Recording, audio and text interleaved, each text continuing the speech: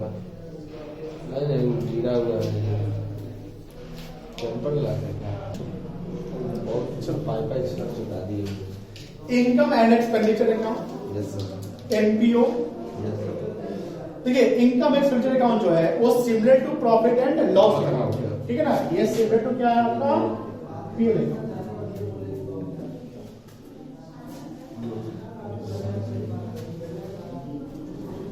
Similar to PL मतलब कि जो प्रॉफिट ऑर्गेनाइजेशन का जो फाइनेंशियल स्टेटमेंट बनता है, फाइनल अकाउंट बनता है, उसका प्रॉफिट है लॉस अकाउंट बनाते हैं। लेकिन नॉन क्रेडिट ऑर्गेनाइजेशन का जो आप फाइनेंशियल स्टेटमेंट बनाते हैं उसमें एक अकाउंट बनाते हैं जिससे आप इनकम और एक्सपेंडिचर का अकाउंटिंग करते हैं। उसको किसके थ्रू करना पड़ेगा? इनकम एंड एक्सपेंडिचर अकाउंट के थ्रू करना पड़ेगा। ये आपका जो है एक नॉमिनल अकाउंट नेचर का, किस नेचर का होता है? नॉमिनल अकाउंट, ठीक है। और नॉमिनल का रूल क्या होता है?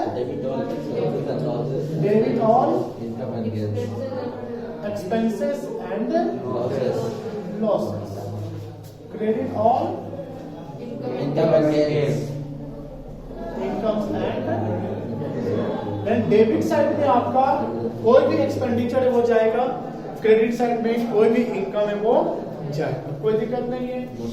ये बेस होता है एक्चुअल, बेस किस पे होता है? Actual concept. और एक्चुअल कॉन्सेप्ट का मतलब क्या होता है? जो जिस साल का इनकम या एक्सपेंडिचर है उसको उसी साल लिखना है। Whatever income or expenses, whatever income or expenses accrue during the accounting year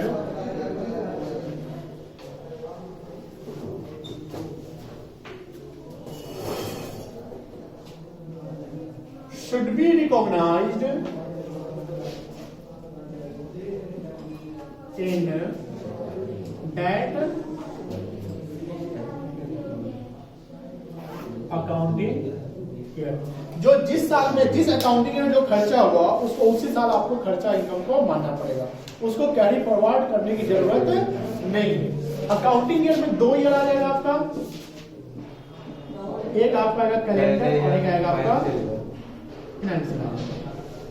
calendar year जो शुरू होता है कब से कब तक? 1 जनवरी से 31 दिसंबर 31 दिसंबर। फाइनेंशियल क्या होगा? 1 अप्रैल से 31 मार्च 1 अप्रैल टू 31 मार्च। ऐसा पॉसिबल नहीं है कि हमेशा कैलेंडर फाइनेंशियल को 1 जनवरी दिसंबर पकड़ा जाए या मार्च अप्रैल मार्च पकड़ा जाए। सब टाइम कोई हो सकता है कि वो 1 अक्टूबर को भी शुरू करते हैं, हो सकता है, ऐसा कुछ नहीं है। लेकिन जनरली हम अकाउंटिंग ईयर में ये 2 ईयर को मान लेते हैं। सिंपल सी बात है कि जो जिस साल का जिस पीरियड का खर्चा ना उसको उसी पीरियड में पीरियोडिसिटी कॉन्सेप्ट पढ़े होंगे, पीरियोडिसिटी कॉन्सेप्ट पढ़े होंगे, पीरियड वाइज करना है, ठीक है।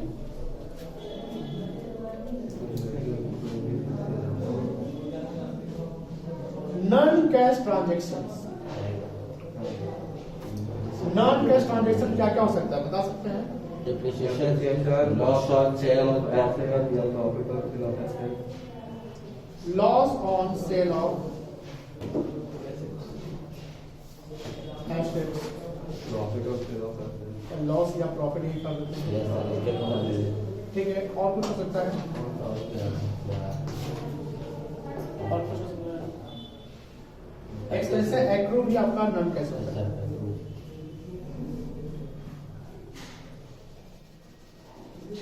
एक्सेट्रा are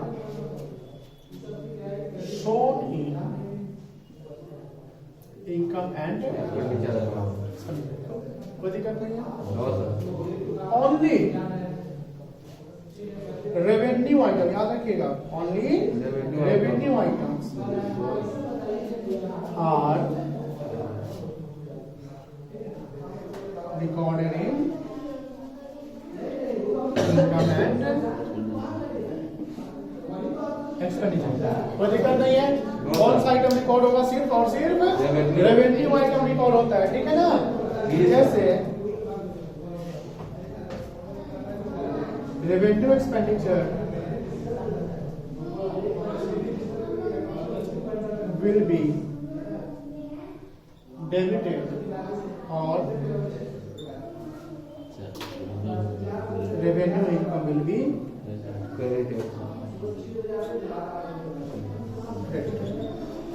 रेवेन्यू एक्सपेंडिचर, जो भी रेवेन्यू एक्सपेंडिचर होगा तो उसको क्या करोगे आप?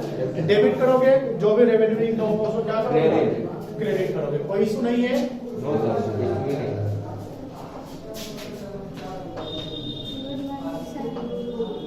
रेवेन्यू एक्सपेंडिचर क्या हो सकता है?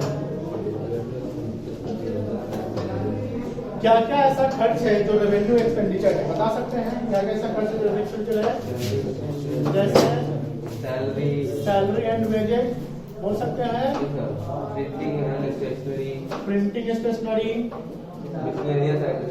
Depreciation, miscellaneous expenses,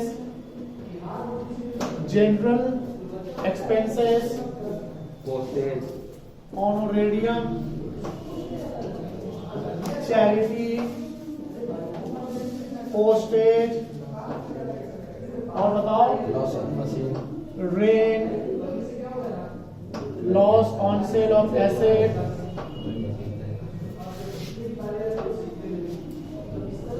electricity, stock consumed, हो सकता है कंज्यूमर आइटम पड़े होंगे, stock consumed, etcetera, electricity, telephone bill, ठीक है। और रेवेन्यू इनकम क्या हो सकता है? Subscription, donation, interest fee. हम एनपीओ कर रहे हैं तो उनका जो रेवेन्यू इनकम बनेगा, जैसे एंट्रांस हो सकता है, एंट्रांस भी, डोनेशन हो सकता है, लॉकर हो सकता है, और बताइए sale of asset, profit on sale of asset, interest on, नहीं लीगेसी जब तक क्वेश्चन आप बोलते हैं उसमें। और क्या बोल सकते हैं? एडमिशन फी हो सकता है, मेन तो छोड़िया हमारे दिया, सब्सक्रिप्शन, यही तो है मैंने सब्सक्रिप्शन हो सकता है, मेंबरशिप फी हो सकता है, लाइफ मेंबरशिप फी नहीं होगा। लाइफ मेंबरशिप फी अलग है। मेंबरशिप फी मतलब वो जनरल रिसीट है, और लाइफ मतलब वन टाइम रिसीट है तो वो कैपिटल रिसीट माना जाएगा, कोई दिक्कत नहीं है। क्या सर इतना ही रिसीट इनकम होगा? नहीं, कुछ और हो सकता है। आपको ये देखना है कि वो डे टू डे एक्टिविटी का है कि नहीं, बट जनरली यही सब आपका होगा। देखो उधर चैरिटी हम लिख दिए, तो चैरिटी एक्सपेंडिचर का होगा जब पेमेंट साइड दिया जाएगा रिसीट पेमेंट के, तो वो एक्सपेंडिचर है। और अगर वही चैरिटी रिसीट साइड दिया हो तो आपको क्या मानना पड़ेगा? इनकम। रिसीट साइड में जो रिसीट है वो कैपिटल रिसीट और रेवेन्यू रिसीट है। तो रिसीट साइड का इनकम दो जगह जाएगा। जो रिसीट पेमेंट से रिसीट साइड का इनकम कितना जगह जाएगा? दो जगह जाएगा। एक जाएगा आपका इनकम एक्सपेंडिचर के क्रेडिट साइड और एक जाएगा बैलेंस शीट के लायबिलिटी साइड। लेकिन एक सतर्कता जरूरी है। सतर्कता क्या जरूरी है? टीपू से पता है कि रिसीट आइटम का जो भी रिसीट साइड का जो भी आइटम है लायबिलिटी साइड जाएगा और इनकम साइड। लेकिन ध्यान रखिएगा रिसीट पेमेंट अकाउंट जब बनाते हैं तो सबसे ऊपर में टू बैलेंस बीडी रहता है, ठीक है। वो टू बैलेंस बीडी क्या है? वो कहीं ना कहीं ओपनिंग बैलेंस है, वो डेबिट आइटम ओपनिंग बैलेंस है, ठीक है ना। तो उसको कहाँ दिखाएंगे आप? एसेट साइड बैलेंस शीट के एसेट साइड, वो कैश का बैलेंस है, कैश का बैंक बैलेंस। क्लियर है? सिमिलरली पेमेंट साइड में दो इंफॉर्मेशन रहेगा, रेवेन्यू एक्सपेंडिचर रहेगा या कैपिटल एक्सपेंडिचर रहेगा। तो जो कैपिटल एक्सपेंडिचर है वो बैलेंस शीट के एसेट में दिखाएंगे, ठीक है। कैपिटल एक्सपेंडिचर बैलेंस शीट के एसेट में दिखाएंगे, और जो रेवेन्यू एक्सपेंडिचर है वो इनकम एक्सपेंडिचर अकाउंट के एक्सपेंडिचर साइड में दिखाएंगे। कोई इशू? अब वहाँ बैलेंस शीट जो आता है वो कैश का बैलेंस है, तो कैश का जो बैलेंस शीट है वो क्लोजिंग बैलेंस है। कैश का जो बैलेंस शीट है वो क्या है? Closing balance.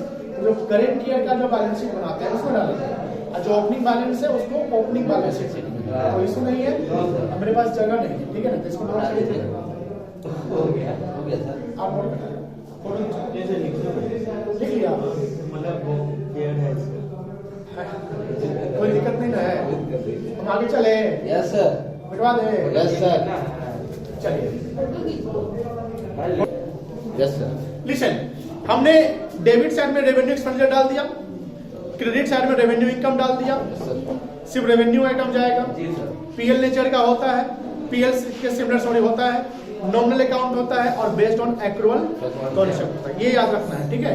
अब ध्यान दीजिएगा कि सर इनकम एक्सपेंडिचर अकाउंट जब बनाते हैं तो उससे एक रिजल्ट आता है, क्या आता है?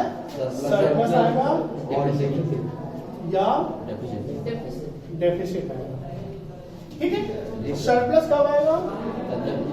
Income side over expenditure, then result comes Exceed out over surplus. Expenditure, और डेफिसिट कब आएगा? इसी का उल्टा exceed over income. इसी का उल्टा है। नहीं, ये लिख दीजिएगा। Exceed over लिख लो, इसी का उल्टा। Please write what that. हो गया, कोई दिक्कत नहीं है। इनकम एक्सीड ओवर एक्सपेंडिचर तो क्या हो गया आपका? Surplus. Expenditure exceed over income तो आपका क्या आ गया? डेफिसिट आ गया। कोई दिक्कत नहीं है। No sir. अब इसका फॉर्मेट जो बनाते हैं, फॉर्मेट, ठीक है। तो आपको हेडिंग बनाना पड़ेगा, ये पूरा हेडिंग लिखिएगा एग्जाम में भी। अगर ऑर्गेनाइजेशन का नाम नहीं दिया हुआ है तो कैसे लिखेंगे समझिए। इनकम एंड Expenditure एक्सपेंडिचर, ठीक है, इसका नाम है उसका। और ये फॉर द ईयर बनता है, फॉर द ईयर एंडेड। बताइए इनकम या एक्सपेंडिचर जो है ये फ्लो कॉन्सेप्ट है कि स्टॉक कॉन्सेप्ट है? फ्लो, ठीक है ना। अब बैलेंस शीट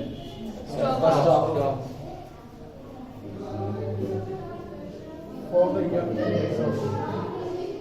एंडेड, जो भी आपका ईयर है वो लिख दीजिएगा, ठीक है ना। Yes sir. एक साइड डेबिट साइड और क्या लिखेगा? Expenditure. एक्सपेंडिचर लिखेंगे। बच्चे गलती क्या करते हैं, डेबिट साइड में रिसीट होता है ना, डेबिट साइड में इनकम मार देते हैं। तो लिखते हुए इनकम एंड एक्सपेंडिचर। मेरे साथ तो दूसरे हम पार्टिकुलर से लिख दिए थे। आप भी लिख दो। सर ऊपर में हम डेबिट क्रेडिट लिखना भूल जाते हैं सर। नहीं लिखिएगा, नहीं दैट योर फॉर्म है, ठीक है। ये आपका form है। अब इसको 2 लिखेंगे और इसको क्या लिखेंगे आप? बाय। 2 सैलरी लिख दें। सैलरी में जनरली क्या होता है? आउटस्टैंडिंग को क्या कहते हैं? Outstanding of current year and prepaid of previous period of less outstanding of previous year. previous year less Prepaid of prepaid of current year। कोई दिक्कत नहीं है।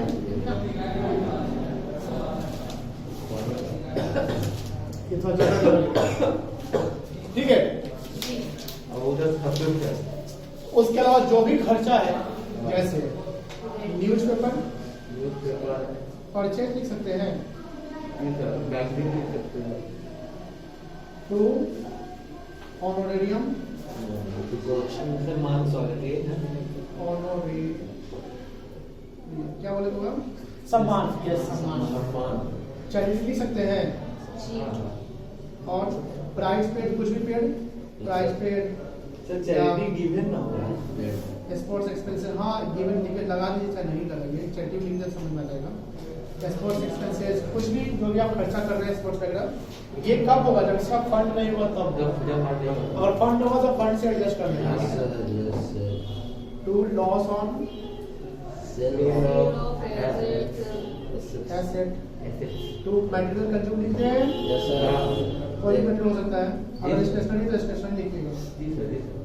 2 और डेप्रिसिएशन हो सकता है। और बताओ बैंक चार्जेस का रेट, और बता सकते हैं टेलीफोन चार्ज, बिल चार्ज, कोई भी चार्ज। अच्छा, हमने पास जगह नहीं है, नहीं अभी सरप्लस लाना पड़ेगा। ठीक है, तो हमने वहां पर आपको थ्योरी में लिखवा दिया कि क्या क्या खर्चा होता है। तो any types of revenue expenditure, any types of revenue expenditure will be debited to income and expenditure, ठीक है। अब इनकम में आपका क्या आता है? सब्सक्रिप्शन। इससे भी घटना हुआ Outstanding of current year, prepaid of previous year, Less outstanding of previous year. advance of current year. नहीं, ये गलत बात है।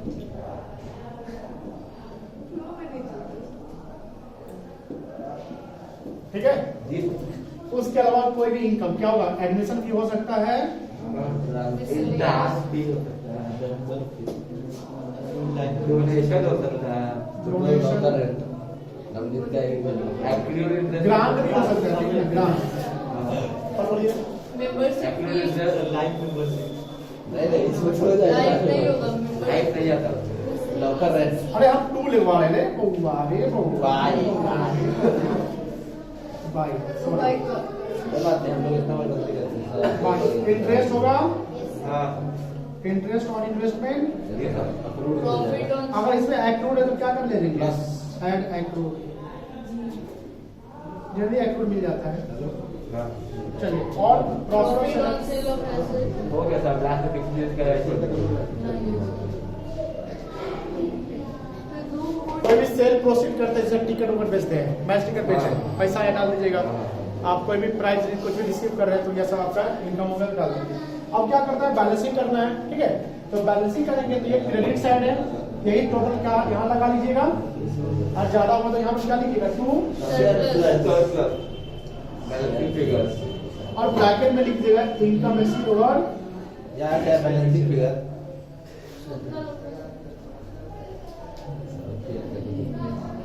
एक्सपेंडिचर। ठीक है, और अगर ये साइड ज्यादा तो क्या निकल जाएगा? By deficit